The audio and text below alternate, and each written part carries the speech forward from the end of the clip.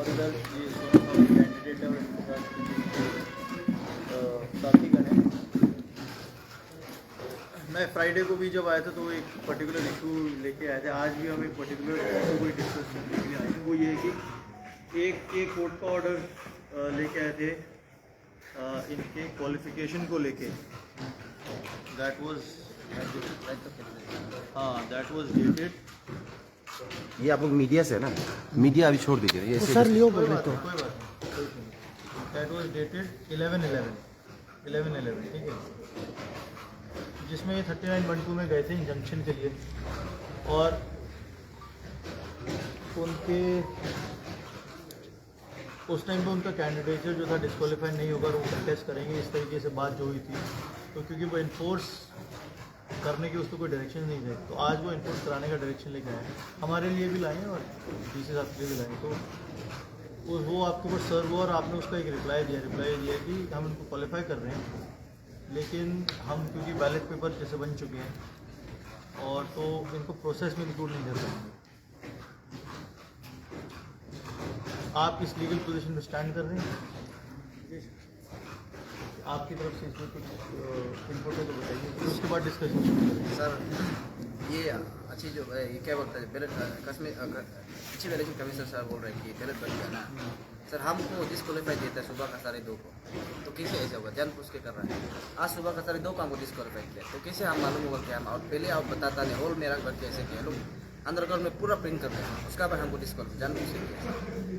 ये तो होगा नहीं है ना सर, इसलिए सर हम तो आज जैसे आप कर डीसी के साथ में आपका लेटर आ गया, आपका पास आ गया। अगर सर हम तो आपका सामने मीडिया सामने बोल रहे हैं कि हम मर जाएगा लेकिन इलेक्शन का वोटिंग मारने नहीं देंगे। यार मेरी बात समझो ना, जो लॉजिक की बात है वो करो थोड़ा सा, काम भरने मारने की बात करो। मेरे को बोलते लॉ एंड ऑर्डर हो जाएगा, हमारा तो काम ही लॉ एंड ऑर्डर झेलना है।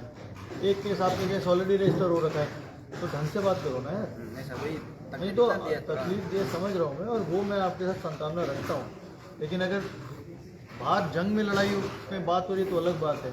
अभी बैठे हुए ना सब आराम से बात करें, तो आप अपना सिर्फ से रखिए कि आप क्या चाहते हैं, और आपके साथ अगर गलत हुआ है तो वो ठीक कैसे होगा, आप ये बताइए। सर ये बैलेट पेपर को रीसेट बनाया जा सकता है और ये आज एक्सटेंड हो गया। अभी 3 बजे से वोटिंग होना था तो कल से होगा ना। अगर आप तीन प्रिंटर रखने से वो आराम से शाम को 2-3 घंटा में प्रिंट हो जाएगा। हम लोग भी सर इलेक्शन प्रोसेस करके दिखाए ना सर, बैलेट को बाकी का नहीं बोल रहा हूँ, तो हो सकता है सर। तो इलेक्शन प्रोसेस करके बैलेट में बनाते रहे ऐसे सर। आप साहब क्या कुछ इसमें कहेंगे? एक्चुअली मैं अच्छे से ध्यान रखूँगा। सबसे पहले आज डीसी सर पे बोला था कि आपने कैबिनेट फाइल क्यों नहीं किया? भाई चल तो आप मेरा दुश्मन ही नहीं है, तो आपके खिलाफ मेरा केस है नहीं, तो आप तुम क्यों फाइल करें? You have every right to go to court for appeal. तो उस दिन भी सर ऐसे है, टेक्निकली मैं अच्छी आपको बता रहा हूँ। हम आज बड़ा भैया है बोलते ना सर, तो कोर्ट का ऑर्डर आप लाया तो हम ये डिस्क्वालिफिकेशन को रिवोक किया।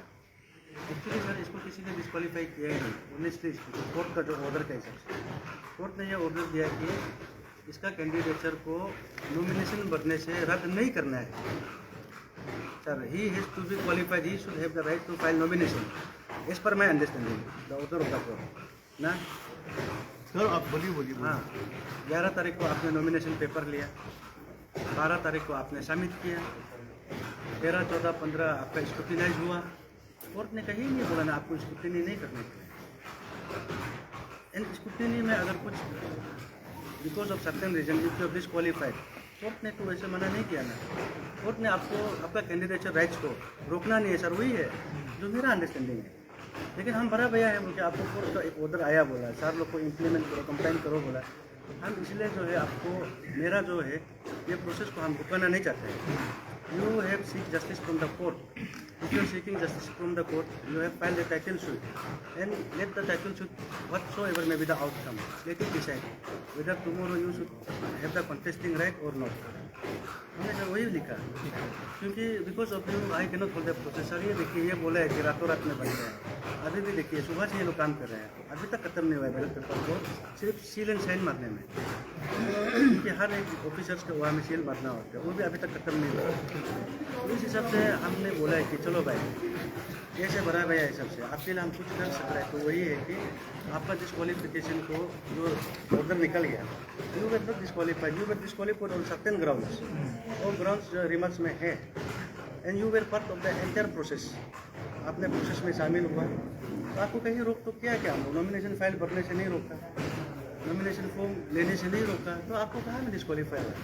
लेकिन सर्टेन क्राइटेरिया में एलिजिबिलिटी जो क्राइटेरिया होता है, वहाँ आप अगर स्क्रूटिनी में आउट हुआ, कोर्ट तो कभी डायरेक्शन नहीं दिया ना तुम्हारे खिलाफ तो स्क्रूटिनी होना ही नहीं बोलती। यहाँ पे आपको मिसअंडरस्टैंडिंग रखता है सर, ये है असली पॉइंट जो।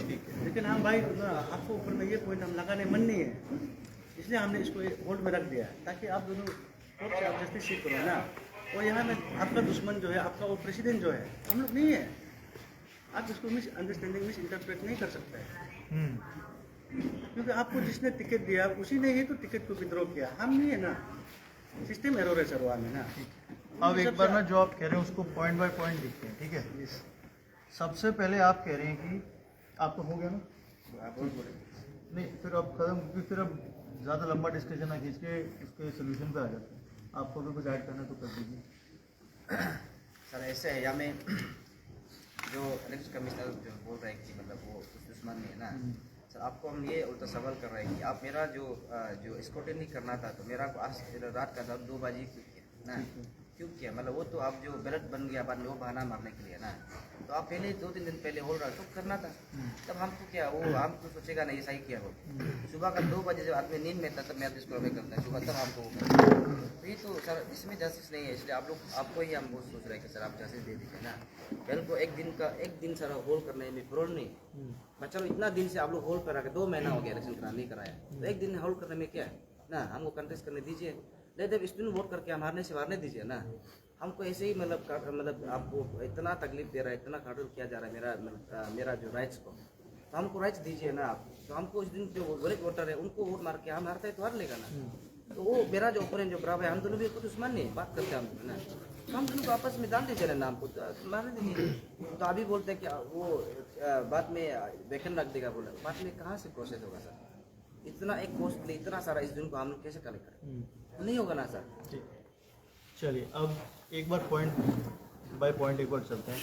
सबसे पहले मैं ये 11th वाले कोर्ट ऑर्डर को अगर रेफ़र करूं, तो इसमें जो ऑनरेबल कोर्ट का ऑर्डर है वो ये कहता है कि जो prayer ex parte ad interim injunction की वो कंसिडर की जाती है, और रिस्पॉन्डेंट नंबर 2 जो आप हैं उनको डायरेक्ट किया जाता है not to disqualify the applicant based on article so and so, जिसके अंदर आर्टिकल 22(3) भी लिखा हुआ है, ठीक है, आर्टिकल 22(3) भी लिखा हुआ है। अब मैं आपके डिस्क्वालिफिकेशन ऑर्डर पे आऊं, तो आपने इनको डिस्क्वालीफाई कर रखा है based on this article only. तो इसमें आपने इनको आर्टिकल 22(3) पे क्योंकि आपने डिस्क्वालीफाई कर रखा है, ये लिखा है यहाँ पे, तो आपका ये डिस्क्वालिफिकेशन गलत है। सर उसका मैं एक्सप्लेन करूँ सर, बताइए। उसने कोर्ट में बोला कि उसका बिना पे अगर आप नॉमिनेशन फॉर्म लेते हैं ना सर, तो वो अप्लाई नहीं होता है। वही आर्टिकल को लेके आपने जो रिकमेंडेशन लेटर जो है आप लाया क्यों है, you should not have brought that letter. नहीं वो that is a different matter. वो रिकमेंडेशन लेटर लाया नहीं लाया वो तो उनका प्रोसीजरल मिस्टेक है, वो दैट इज़ डिफरेंट। मैं ये कह रहा हूँ कि अगर इन्होंने अप्लाई किया है और आप इनको स्क्रूटनी में निकालना चाहते हैं, you are well within your rights, but you cannot quote 22(3). आपने 22(3) कोट कर रखा है, that article itself is null and void. नहीं सर देखिए, मैं पहले भी जब फर्स्ट मीटिंग में भी मैंने बोला था, जो कोर्ट का कुछ चीज़ को मैं लागू नहीं करता ना, मतलब कि बहुत सारा कोर्ट केसेस है, तो यहाँ पे मेरे पास में आपको मैं दिखाया भी हूँ, बहुत सारा है। तो आज जैसे आपने ये कागज़ लेके आए प्रेसिंग ऑन डेट पर, तो आपका ऊपर स्क्रूटिनी उस पे होने का रीज़न वही था कि सर इसका जो जितना जो डॉक्यूमेंट दिया उसी डॉक्यूमेंट को दिया। अगर आप जो है कोर्ट के हिसाब से जाता तो आप कोर्ट हिसाब से जाना चाहिए था। आपको जो है नॉमिनेशन फॉर्म इशू किया because you brought that recommendation letter. अभी रिकमेंड आपका प्रॉब्लम हुआ भी तो है because of recalling of that recommendation letter, sir वहाँ हो गया। That's perfectly fine. मैं जो कहना चाह रहा हूँ आप उसको समझिए। आप बिल्कुल ठीक कह रहे हैं कि इसमें एप्लीकेंट की गलती हो सकती है, वो मैं बिल्कुल ठीक कह रहा हूँ, लेकिन एप्लीकेंट को डायरेक्शन नहीं दिया गया है, डायरेक्शन रिस्पोंडेंट को दिया गया है। पहले, और अब तो चलो डायरेक्शन हमारे ऊपर या डीसी साहब पे है, वो डिफरेंट है, उस पर भी मैं आऊँगा, बट इनिशियली भी 11 को भी डायरेक्शन एप्लीकेंट को थोड़ी नहीं कुछ है, रिस्पॉन्डेंट को है कि ये चाहे कुछ भी आपको प्रेजेंट करें, आप उसको स्क्रूटनी में लाएंगे और उसको रिजेक्ट करने कीजिए, वो आपका राइट है, but not by quoting 22(3) and related sections. Sir 22(3) में 2 मीनिंग है सर। फर्स्ट मीनिंग जो है कि आप जो है नॉमिनेशन फॉर्म लेने के लिए you should be within in that ambit. तो उसमें जो क्या है कि हमने रोका नहीं, उस एम्बिट को हमने यूज़ नहीं किया, लेकिन जिस समय में आपका जो रिकमेंडेशन आपने ले लिया, तो लेने के बाद में जब रिकॉल किया तभी तो सर ये हुआ। इट्स ओके, आपने रिकॉल के टाइम पे इसको use स्क्रूटनी के लिए सर जो है ना उसको यूज़ नहीं करना है, बल्कि मेरा ख्याल से शायद कोर्ट का भी डायरेक्शन नहीं है। कोर्ट का डायरेक्शन ये है कि है उस बेसिस पे आप जो है नॉमिनेशन फॉर्म नहीं देना है, जो एब्सोल्युटली रॉन्ग, योर इंटरप्रिटेशन है एब्सोल्युटली रॉन्ग, क्योंकि कोर्ट ने इसके नेक्स्ट सेंटेंस में ही पहला वाला जो इनके फेवर में सेंटेंस बोला है दैट इज वन थिंग, उसके नेक्स्ट सेंटेंस में लिखा है further the operation of article 9(5), article 17(7), article 22(3), article 22(4)(1) is stayed until further orders. Blanket stay कर रखा है, अब उसको नॉमिनेशन में यूज करना है या स्क्रूटनी में यूज करना है या यूज नहीं करना है, ये तो सवाल ही नहीं उठता है। ब्लैंकेट स्टे है उसके ऊपर जब तक फर्दर ऑर्डर नहीं है। तो आपने आपके स्क्रूटिनी में किसी को डिस्क्वालीफाई करने के राइट को मैं डिस्कस नहीं कर रहा हूँ, वो आपका फुल राइट है, बट आप डिस्क्वालीफाई किस बेसिस पे कर रहे हैं दैट मैटर्स। अगर आप किसी और बेसिस पे करते हैं, इनके नॉमिनेशन पेपर्स में और कुछ कमी है, तो that would have been valid, but 22(3) पे वैलिड नहीं है। This is my understanding, and because in today's order I am enjoying to get this order implemented, so that understanding will work. I'm coming on the second point. In the second point, understand the court's spirit. Court ने क्या कहा कि आप इनको disqualify नहीं करेंगे, इनको election process में लाएंगे। तब ये इंजंक्शन में तब गए हैं, अभी इनका तो टाइटल सूट चल रहा है, जब भी चल रहा है, जब भी डिसाइड होगा टाइटल सूट में क्या डिसीजन होगा, और अब वोटिंग हो रही है उसमें कंटेस्ट करेंगे, कोई रिलेशन ही नहीं है, कोई रिलेशन नहीं। टाइटल सूट में अगर इनके अगेंस्ट चला गया तो जब कभी टाइटल सूट डिसाइड होगा तब इनका कैंडिडेचर खत्म हो जाएगा, he will be remove from the post. उस बेसिस पे कि टाइटल सूट में क्या होगा, आप आज ये नहीं कह सकते कि हम इलेक्शन ही नहीं कराएंगे उस पोस्ट के लिए, and we will wait for the title suit to get decided. That cannot happen, क्योंकि कोर्ट का ये इंजंक्शन में क्यों जाते हैं? Why will I go for injunction? अगर मुझे इमीडिएट रिलीफ चाहिए तो ही मैं इंजंक्शन में जाऊंगा, और मेरी इमीडिएट रिलीफ क्या है कि मैं क्वालिफाई हूँ। क्या मेरी इमीडिएट रिलीफ ये है कि मैं क्वालिफाई हूँ और उसके बाद मैं इलेक्शन ना लड़ूँ, तो मेरे को रिलीफ क्या मिला है? ये तो क्वालिफिकेशन ऑन पेपर हो गया है, उसका तो मेरे को फ़ायदा क्या मिला? मेरे को कोई रिलीफ नहीं मिला। मैं एज अ पिटिशनर अगर जाऊँगा एज एन एप्लीकेंट, तो मेरे को रिलीफ क्या चाहिए? मेरे को रिलीफ ये चाहिए कि भाई इलेक्शन हो रहा है और मैं बोनाफाइड सिटीजन हूँ, मुझे इसमें लड़ने का मौका मिले। मेरे को क्वालिफाई भी आपने कर दिया, एक हाथ से मेरे को ये आपने दे भी दिया, और दूसरे हाथ से आप इलेक्शन ही कंडक्ट नहीं करा रहे मेरी पोस्ट के लिए, तो दूसरे हाथ से आपने मुझे छीन लिया। This can not happen.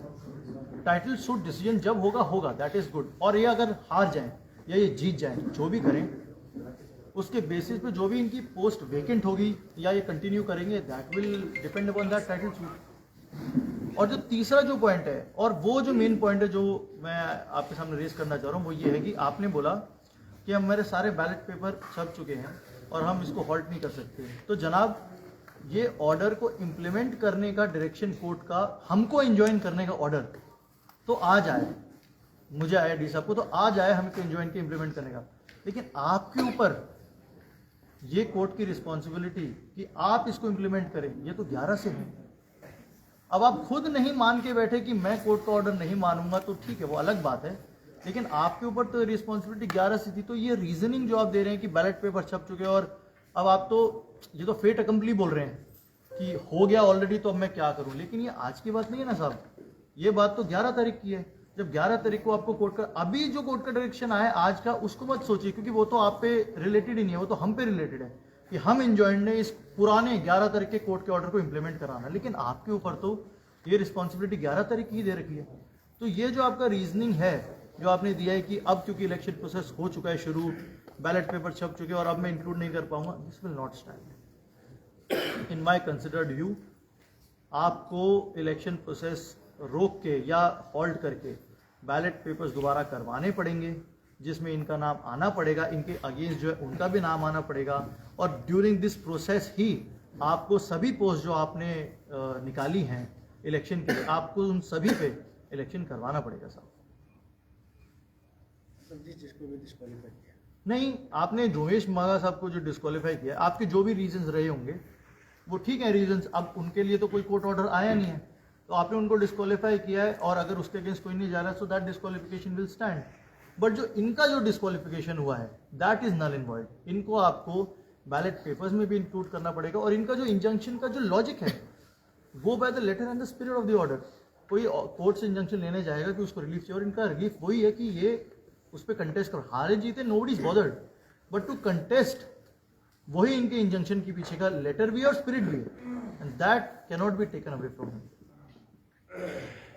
Practicality क्या है कि बैलेट पेपर छप कर, ये nobody is concern about that practicality, मतलब from a purely legal standpoint मैं भी इससे कंसर्न नहीं हूँ, आपको भी इससे कंसर्न नहीं होना चाहिए कि प्रैक्टिकलिटी है या नहीं, क्योंकि प्रैक्टिकलिटी है या नहीं, पहली बात तो लीगली वो कोई मैटर ही नहीं करता कि वो प्रैक्टिकल है अभी नहीं है, एक दिन आगे पीछे होगा, nobody is bothered about that. और सेकेंडली ये जो ऑर्डर है आपके ऊपर तो 11 से इंजॉइंड है, तो प्रैक्टिकलिटी है या नहीं ये तो आपको बहुत टाइम था सोचने के लिए।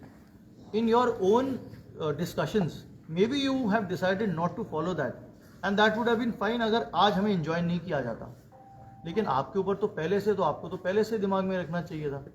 एज ऑफ नाउ ये फेट अकम्पली नहीं हो सकता कि जी हमने तो अब कर दिया है तो अब आगे कुछ नहीं हो सकता। This process has to be halted right away, and his name as per the order has to be included in the list of candidates so that he gets that relief that he has requested from the learned court. और जो भी आपके voters आ रहे हैं same ही list में ये इनको भी वोट करने का या ना वोट करने का, दोनों का चॉइस उन वोटर्स को मिले। This has to be done. I don't see any other way out, and I have racked my brains also, and I have consulted the who's who in the civil jurisprudence world, and this is the only way out.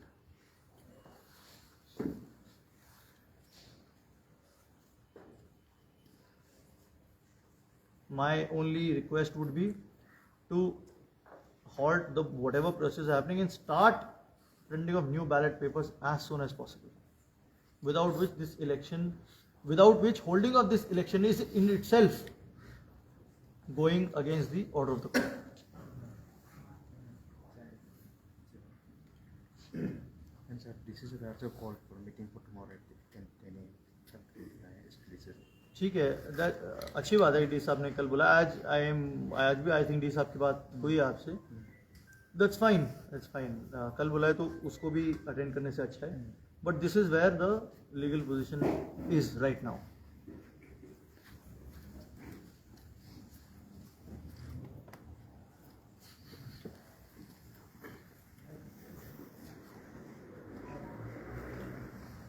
Sir आगे जो हमको करना है वो करेंगे, यहाँ जो मुझे करना है अभी वो क्या कर सकते हैं सर। अगर आपको उस समय में गलत लगे तो आप अपना ऐसा कीजिए ना sir. No, because I am enjoined कि मैं इस ऑर्डर को इन्फोर्स कराऊँ, so I am stating it very clearly that the election will not proceed if the court order is not followed. I am stating it in black and white that no election process will take place if the court order in letter and spirit is not followed. आपको जो करना है नहीं करना है that is you may think about it, but मैं I will not keep anything to myself, मतलब मैं इस फोरम को मिसयूज़ नहीं करूँगा ये अपने तरह रख के कि आगे क्या होने वाला है ये मैं आपको नहीं बताऊँगा, या फिर मेरे को जो करना है मैं करूँगा या मैं सोचूंगा। मैं I am being very clear, this election process will not continue if the honourable court's order is not followed in letter and in spirit, and this is for information to the chief election commissioner and his associates who are conducting this election, and to all the respected candidates who are also there, that if there is a direction from the learned court, either you go and stay that order, Either you go and get that order stayed. If that order is not stayed and that order is in play, is in force, then no process will happen without respecting the learned court's order. And this I can give you in writing also if you want. So you may consult whoever you want to, and then you may take an informed decision. That is your right, obviously. You may do that. But this is from my side, and I am not keeping anything hidden. This is black and white. Okay? Till this decision is taken, because there is no proceeding that is happening, I will let us discuss about deployment also. Because the scale of deployment that we've done is only because there will be lots of people coming for voting process. But if voting in itself is not happening, then we have to, on those lines, we have to re-evaluate our deployment and the learned magistrates deployment also. So let's discuss that also. Okay. Yeah, after that. Thank you.